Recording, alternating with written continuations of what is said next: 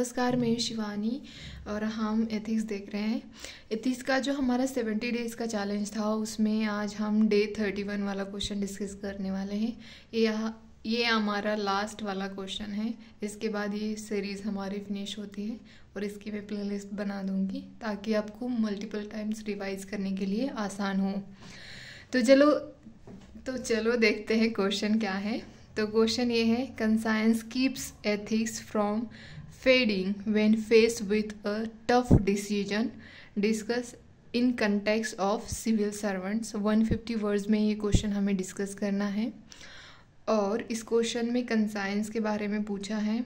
और जब हमें कोई एज अ सिविल सर्वेंट कोई टफ डिसीजन हम जब फेस करते हैं उस टाइम पे हमारे कंसाइंस कैसे फेड होता है फ्रॉम एथिक्स, उसके बारे में हमें लिखना है। तो यहाँ पे मैंने इंट्रोडक्शन स्टार्ट किया है। इंट्रोडक्शन में लिखा है, Adam Smith called conscience as the impartial spectator which analyse the right and wrong in one's action. मतलब जो एडम स्मिथ है वो कहते हैं कि कंसाइंस जो है वो इम्पार्शियल स्पेक्टेटर है। तो वो इम्पार्शियल मतलब भेदभाव नहीं करने वाला।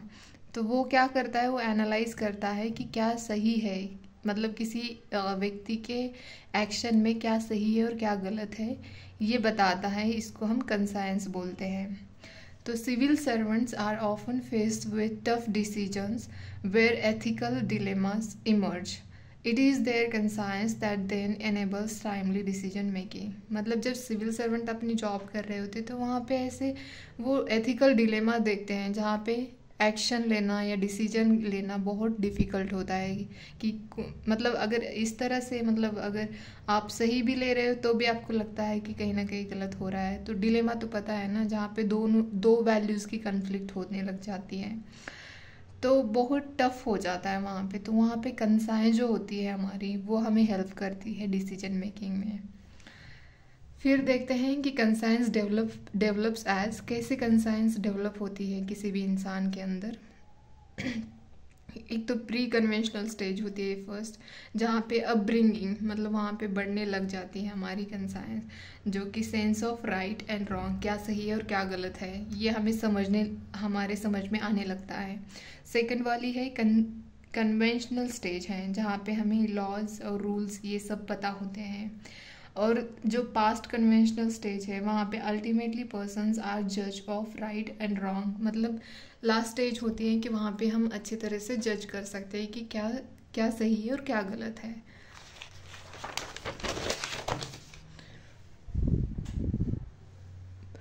अब देखते हैं, ethics are the foundational values one inculcates and learn. आत्मसात कर सकता है, सीख सकता है कोई भी। They are the essence of morally correct behavior across time and space. Example, being reasonable, courageous was important in ancient Greece. Also Plato, ये प्लाटो ने कहा है कि being reasonable और courageous होना important था उस टाइम पे एंशियंट ग्रीस में।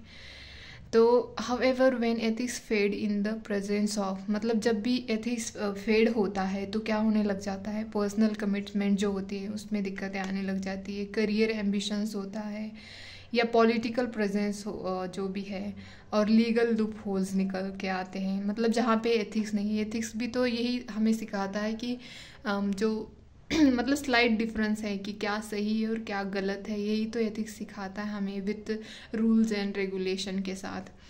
तो ये सब जब एथिक्स फेड होने लगता है तो यहाँ पे हमें प्रॉब्लम्स दिखाई देती है। तो it is our conscience that acts as a compass in finding the difference, ये कंक्लूड किया है लास्ट में, बिटवीन कुसाला एंड अकुसाला कामा। जो बुद्धा ने कहा है, कुसाला मीन्स अच्छी चीज़ें, जो काइंड हो, कामनेस होती है उस चीज़ों के साथ, जो कि वेलबींग के लिए अच्छी होती है, उसे कुसाला बोला जाता है। और अकुसाला, आप इसका प्रोनाउंसिएशन देखना, मैं तो कुसाला और अकुसाला ही करती हूँ। अकुसाला ये अनहोलसम होती है, वेलबींग के लिए अच्छी नहीं होती है वो चीज़ें। तो ये बुद्धा ने कहा था। So it is often a silent whisper that can sleep sleepless nights. Civil servants must pay heed to it when all else falls. मतलब जहाँ पे सिविल सर्वेंट को ज़रूरत है कि वो पे अटेंशन दे ऐसी चीज़ों पे जहाँ पे ज़रूरत होती है, और जो भी डिलेमास होते हैं उनको अपने तरीके से अपने कंसाइंस यूज़ करके सॉल्व करने की कोशिश करनी चाहिए। यही क्वेश्चन में लिखा है। तो होप कि आपको ये क्वेश्चन डिस्कशन अच्छा लगे, और अच्छा लगता है तो प्लीज़ लाइक शेयर सब्सक्राइब करें, और प्लीज़ प्रैक्टिस करते रहिए। प्रीलिम्स अभी नहीं आई है पास में, जब दो महीने कम है प्रीलिम्स के लिए, उस टाइम पे आप राइटिंग प्रैक्टिस कम कर सकते हैं। बट अभी आपके पास अच्छा खासा टाइम है, आप डेली 1 या 2 आंसर तो प्रैक्टिस कर सकते हैं। प्रैक्टिस के बिना कुछ भी नहीं है। अगर आप प्री भी इतनी मेहनत से प्री पास कर लोगे, अगर मेंस पे आपकी प्रैक्टिस ही नहीं होगी तो आप मतलब 3 घंटे में 20 क्वेश्चन कैसे लिखोगे आप।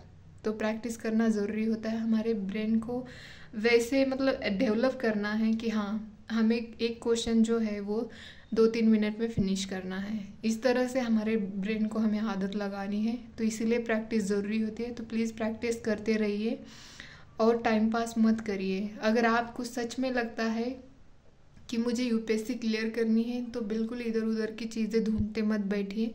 जो बेसिक चीज़ें हैं, बुक लिस्ट हो या जो प्रैक्टिस करने वाली चीज़ें होती है, जैसे कि मेंस आंसर राइटिंग प्रैक्टिस करना ज़रूरी होता है, तो ये सब चीज़ें करिए।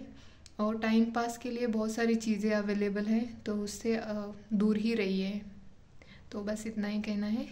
और आज हमारा एथिक्स यहाँ पे ख़त्म होता है। आप प्रैक्टिस करना चाहो तो क्वेश्चन उठा के आप प्रैक्टिस कर सकते हो, उसमें कोई प्रॉब्लम नहीं है।